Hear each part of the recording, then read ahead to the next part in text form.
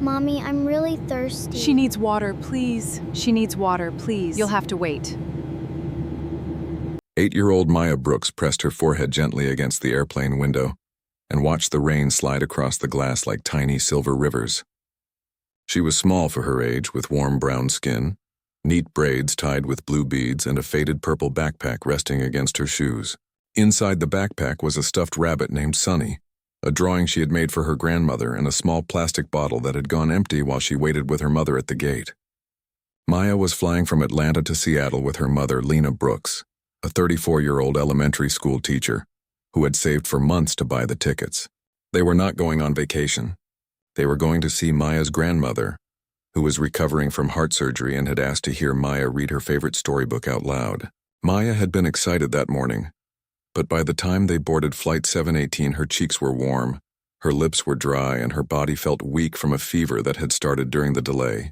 Lena touched her daughter's forehead and felt worry move through her chest. "Baby, as soon as they come by, I'll ask for water," she whispered. Maya nodded and tried to smile, but her voice was thin. "Mommy, I'm really thirsty." Lena squeezed her hand. "I know, sweetheart. I've got you." Around them, passengers lifted bags, buckled seatbelts, and settled into their rows. No one imagined that a simple request for water would become the moment that exposed a sickness inside the airline itself. Subscribe to EchoStory for stories about dignity, protection, and the truth that children should always come first. Maya leaned back in seat 23A, holding Sunny against her chest, believing that adults on airplanes were there to keep children safe. In the next 10 minutes, that belief would be broken in front of 180 witnesses. Karen Whitmore was 51 years old, a senior flight attendant with 24 years at Northbridge Airlines and a reputation that depended on who you asked. To certain first-class passengers, she was polished, efficient, and charming. To junior crew members, she was controlling. To families of color, she could be cold enough to make the cabin feel smaller. She had learned how to hide disrespect behind policy, how to say procedure when she meant power, and how to make people feel unreasonable for asking for basic kindness. Over the years, complaints had followed her through the company like smoke under a closed door. A black father once reported that Karen refused to help his son during turbulence, while comforting another child 2 rows ahead. A Latino mother said Karen called her dramatic when she asked for milk for her toddler. A Muslim passenger wrote that Karen repeatedly ignored her call light, then claimed she never heard it. But Karen had seniority, and seniority had become a shield. Supervisors wrote phrases like customer perception issue and crew communication concern instead of naming what passengers had experienced. That afternoon, Karen was working the main cabin on Flight 718, already irritated by the weather delay, the crowded flight, and the announcement that a Northbridge executive team was traveling somewhere on the same route. When she reached row 23, Lena lifted her hand gently. "Excuse me," she said. "My daughter isn't feeling well. Could we please have some water?" Karen glanced at Maya, then at Lena's simple sweater, worn purse, and tired face. Her expression did not soften. "Service begins after takeoff," she said. Lena stayed polite. "I understand, but she has a fever and her bottle is empty. Just a small cup, please." Karen's eyes narrowed. "Ma'am, everyone wants something before takeoff. You'll have to wait." Maya looked down at Sunny and whispered, "It's okay, Mommy." But it was not okay, and the people around them were starting to notice. 5 minutes passed, then 7. Maya's breathing grew shallow and her little fingers kept touching her lips as if she could make the dryness disappear. Lena pressed the call button, not loudly, not angrily, just once. The small light above row 23 came on. Karen saw it from the galley and rolled her eyes before walking back. "I already told you," she said, stopping in the aisle. Lena looked up, embarrassed by the attention now turning toward them. "I'm sorry, but she's getting worse. She needs water. She feels very hot." Karen crossed her arms.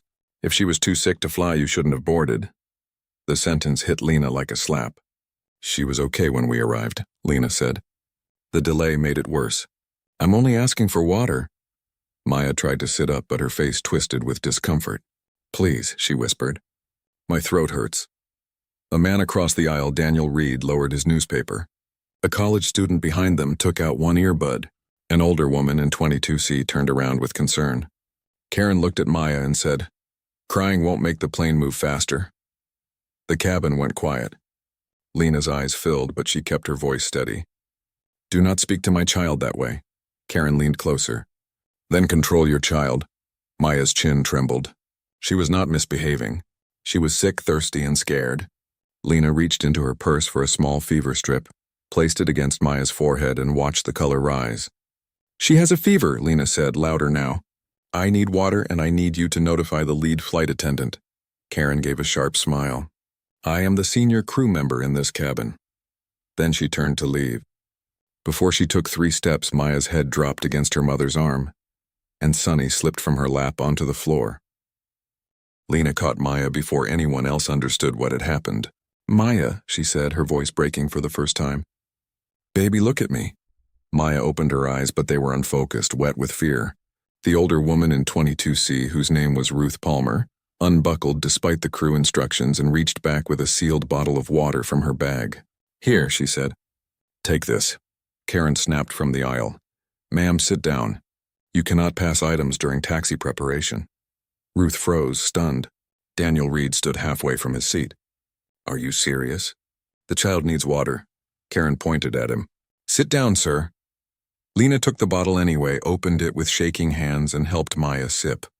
The first swallow made the child cough, but then she drank again. Tiny, desperate sips that made several passengers look away in anger. Karen's face hardened as if the water itself had insulted her authority. You disobeyed a crew instruction, she said to Lena. Lena slowly looked up. She was a teacher, a mother, and a woman who had spent her life calming children through fear. But now her voice carried steel. My child asked for water. You refused. She nearly fainted. I want this documented. Karen lowered her voice. Don't make this into something it isn't. Lena looked around the cabin. Everyone here saw what it was. A young nurse named Brianna Cole, seated in 24B, leaned into the aisle. I'm a registered nurse. That child needs to be assessed. Fever, dehydration, and near fainting are not something you ignore. Karen stared at her. I did not ask for medical opinions. Brianna replied, No, but the child's body did. Passengers began reaching for their phones. Lena held Maya close and said, Do not ask me to stay quiet while my daughter is suffering. In that moment, the flight stopped being a routine departure and became a cabin full of witnesses. The first recording started from row 24, then another from row 22, then another from across the aisle. Daniel Reed filmed Karen standing over Lena while Maya leaned against her mother, pale and trembling.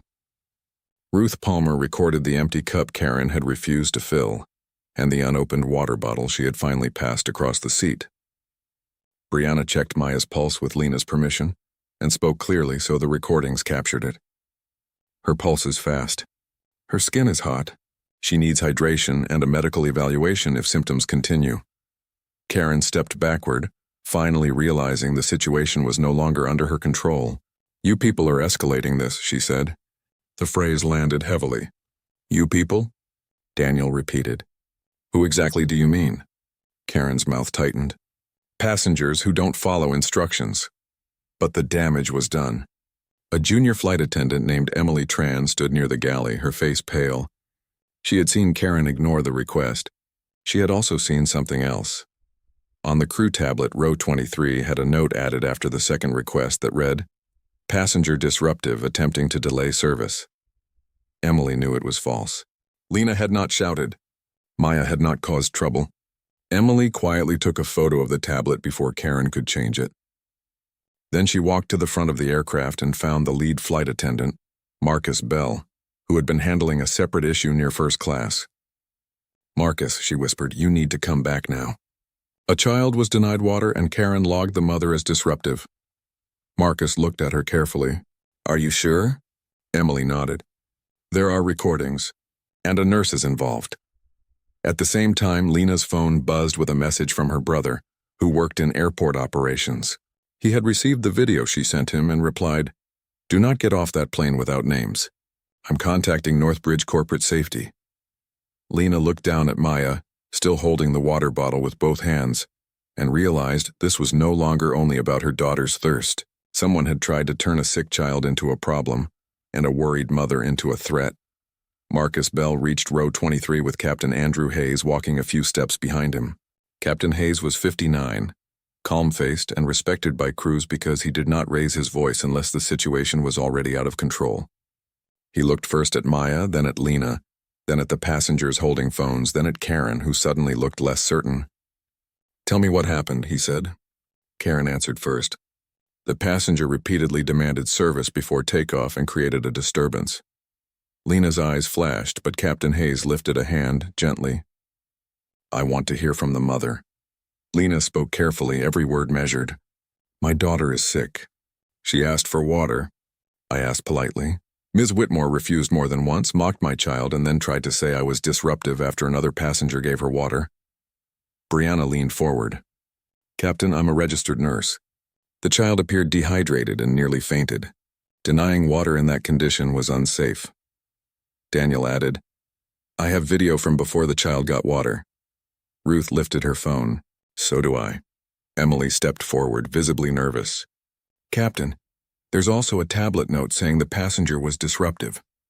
That note was added after the water request. "It does not match what I saw."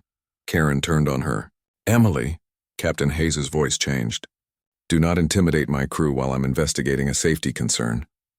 Before Karen could respond, Marcus's phone rang. He checked the screen and frowned. "Captain, it's corporate safety." Captain Hayes took the call on speaker near the galley. A woman's voice said, "This is Alicia Grant, Northbridge Chief Safety Officer. We received passenger video from Flight 718. We are also joined by CEO Jonathan Price. Is the child currently safe?" The cabin seemed to hold its breath. Captain Hayes looked at Maya, who was now sipping water but still shaking. "The child is conscious and being observed by a nurse passenger." Then another voice entered the call, deeper and colder. "Captain, this is Jonathan Price. I need the truth. Was a sick child refused water by our crew?" Captain Hayes looked at the phones, the nurse, the mother, and the false note on the tablet. "Based on what I'm seeing," he said, "yes." Jonathan Price, the CEO of Northbridge Airlines, was not supposed to be involved in one child's request for water. He was supposed to be preparing for an investor meeting in Seattle, where Northbridge planned to announce its new family safety initiative. But 10 minutes after Karen refused Maya water for the second time, the video reached corporate safety through Lena's brother, then reached Jonathan because his name was attached to the very program that promised families they would be protected in Northbridge cabins. Because the executive team was monitoring Flight 718 for the launch of the family safety program, the video reached Jonathan faster than any normal complaint ever would. From Maya's first whispered request to the CEO's order, only 10 minutes had passed. Jonathan had built his career on operational discipline, but he had also lost a younger sister to a preventable medical emergency when adults dismissed her symptoms as exaggeration. So when he watched the video of a child whispering for water while a crew member told her mother to control her, something in him went still. On the speaker, he said, "Captain Hayes, halt departure procedures immediately." Karen's eyes widened. Marcus looked toward the cockpit. Jonathan continued, "This aircraft does not move until the child is medically assessed. The incident is documented, and every relevant recording, tablet entry, and witness statement is preserved." Captain Hayes nodded. "Understood." Jonathan's voice sharpened. "And remove the crew member involved from duty pending investigation." Karen stepped forward. "Sir, I was enforcing policy." Jonathan replied, "Policy does not require denying water to a sick child. Policy does not require mocking a child, and policy does not allow false documentation to cover poor judgment." The words moved through the cabin like thunder. Passengers who had been silent now stared openly. Lena closed her eyes, not in victory but in relief that someone with power had finally said what she had been trying to say from the beginning. Maya whispered, "Mommy, are we in trouble?" Lena kissed her forehead. "No, baby. You are not in trouble." Jonathan heard the child's question through the phone. His voice softened. "Maya, this is Mr. Price from the airline. You did nothing wrong. We are going to make sure you are safe." Maya held Sonny tighter. For the first time since boarding, she believed an adult in charge might actually mean it. Flight 718 returned fully to the gate, while airport medical staff waited at the jet bridge. Captain Hayes made a calm announcement to the passengers, explaining that departure was halted because a child required medical evaluation and a serious cabin service concern had to be documented. He did not expose Maya's private details, but he made one thing clear: Recordings and witness accounts might be needed, and no one should delete evidence. Karen Whitmore was removed from the aircraft by a crew supervisor and placed on paid administrative leave pending investigation, which was standard procedure, though her face showed she had expected protection instead of consequences. Maya was examined by airport medical staff in a quiet room with Lena beside her and Brianna nearby to explain what she had seen. The medical report documented fever, dehydration symptoms, dizziness, and distress. It also documented that water had been delayed despite repeated requests. Meanwhile, Northbridge Corporate Safety collected the crew tablet, secured the cabin service log, preserved radio communications, and requested copies of passenger videos. Emily gave her statement, including the false disruptive note. Marcus admitted he should have been notified sooner and accepted responsibility for not watching Karen's pattern more carefully. As investigators reviewed past records, the story widened. Karen had been named in 31 complaints over 12 years, many involving families, passengers of color, or medical assistance requests. Several complaints mentioned refusal to provide basic help, while accusing passengers of attitude problems. HR had closed most of them without formal discipline. One manager had written, "Karen is direct but experienced." Another wrote, "Passenger may have misunderstood crew tone." The company had not simply missed the warning signs. It had renamed them until they sounded harmless. By the time replacement crew members arrived, the flight was delayed for hours, the videos were spreading online, and the phrase "she just wanted water" had begun to appear in thousands of comments. In the weeks that followed, Northbridge Airlines faced public outrage, regulatory questions, and a formal civil rights complaint from Lena's attorney.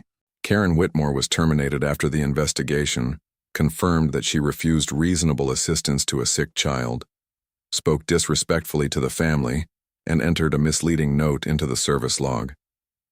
The supervisor, who had repeatedly cleared complaints against her, was removed from his role pending further review. Northbridge issued a public apology to Lena and Maya, but Lena refused to let the apology become a curtain pulled over the deeper problem. She agreed to a settlement only after the airline committed to specific reforms: mandatory medical response training for all cabin crew, a rule that water could not be denied to a child or medically distressed passenger when safely available, automatic review of service log entries involving alleged disruptive behavior, and a new passenger advocacy hotline monitored outside the local crew chain. CEO Jonathan Price appeared at a press conference and said, "A child asked us for water. That should have been the easiest test of our humanity, and we failed." The sentence was repeated across news programs because it was simple and impossible to defend against. But inside the Brooks home, justice felt quieter and more complicated. Maya had nightmares about pressing the call button and being ignored. She refused water served in plastic airplane cups. She asked her mother if flight attendants were allowed to be mean to children. Lena placed Sunny beside her at night and reminded her that what happened was not her fault. Still, Lena carried guilt she did not deserve. She replayed the moment again and again, wondering if she should have shouted sooner, stood sooner, demanded more sooner. Her therapist told her, "You protected your daughter. The shame belongs to the people who made protection necessary." Lena cried when she heard that, because justice had removed Karen from the airline, but it had not removed the memory from her child. 6 months later, Maya and Lena boarded another Northbridge flight, this time by choice and only after many conversations with Maya's therapist. The airline had invited them to see the new family safety training program, but Lena made it clear that her daughter was not a symbol to be used for public relations. Maya would attend only if she wanted to, speak only if she wanted to, and leave the moment she felt uncomfortable. At the gate, a new crew member named Sofia Ramirez knelt to Maya's height and said, "I'm glad you're here. If you need anything, you can tell me or your mom anytime." Maya nodded but stayed close to Lena. When they reached their seats, Maya placed Sunny by the window, just as she had on Flight 718. For a moment, her hands trembled. Then a little boy across the aisle coughed and whispered to his father that his throat hurt. Before his father could press the call button, Sophia returned with a small cup of water and said, "Let's take care of that right away." Maya watched the boy drink. She looked at her mother. "She didn't make him wait," she whispered. Lena squeezed her hand. "No, baby, she didn't." Later at the training center, CEO Jonathan Price introduced Lena without calling her brave for surviving something she should never have had to survive. Lena stood before a room of new flight attendants and held up a small plastic cup. "This is not just water," she said. "To a sick child, this is safety. This is dignity. This is someone saying, 'I see you.'" Maya did not speak that day, but when the session ended, she placed a drawing on the table. It showed Sunny the rabbit sitting beside an airplane window, holding a cup of water under the words, "Please listen to kids." That drawing was later framed in the training center, not as decoration but as a warning. A child should never have to become evidence before adults choose compassion. If you believe every child deserves protection, comment, "Listen to kids," share, and subscribe to EchoStory for more emotional justice stories where truth is heard, dignity is defended, and the smallest voices finally matter.